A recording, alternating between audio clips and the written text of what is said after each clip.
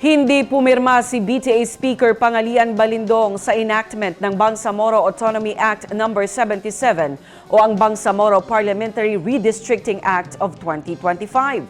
Mapapansin ang salitang for sa gilid ng pangalan nito sa enactment ng batas na pinirmahan ng Senior Deputy Speaker. Ayon kay Speaker Balindong, wala itong pahintulot sa kanya at isaan niyang paglabag sa batas ang ginawang paglagda ng Senior Deputy Speaker sa kanyang pangalan sa Bangsamoro Autonomy Act No. 77. Ang detalye mula kay Naphtali Velarde. Ang Senior Deputy Speaker ang pumirma, imbis na si BTA Speaker Pangalian Balindong sa Bangsamoro Autonomy Act No. 77 o ang Bangsamoro Parliamentary Redistricting Act of 2025. Mapapansin ang salitang for sa gilid ng pangalan nito sa 11 pahinang batas.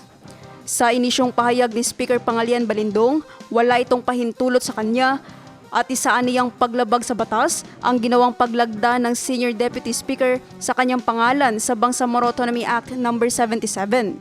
Aniya, void o walang bisa ito, kaya hindi pa rin aniya enacted ang Bangsamoro Parliamentary Redistricting Act of 2025.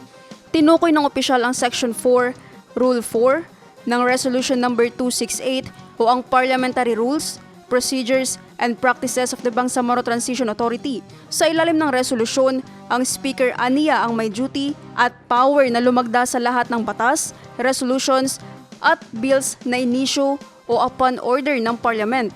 Maaari lamang aniya na lumagda ang designated presiding officer sakali pinag-utos o may pahintulot ito ng Speaker.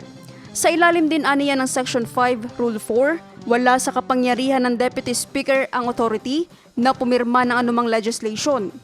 Naphtali Velarde, iMinds, Philippines.